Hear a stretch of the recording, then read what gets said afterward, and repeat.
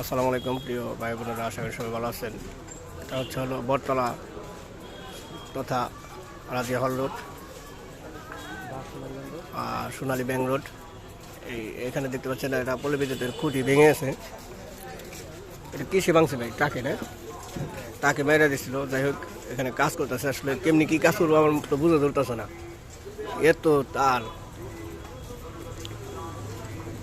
যার জন্য আপনার এই পাশের কারেন্ট একদম বন্ধ। তালতলা থেকে একেবারে ওই পাশে পর্যন্ত কারেন্ট কিন্তু নাই নাগর বাজারে।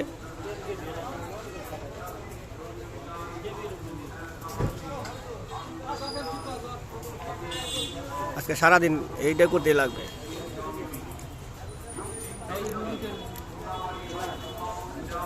পরবর্তীতে এইখানে খুঁটি স্থানান্তর করা হবে আর কি।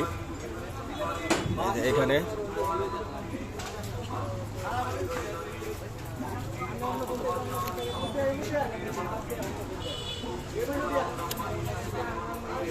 এই হচ্ছে নাগর বাজারের অবস্থা।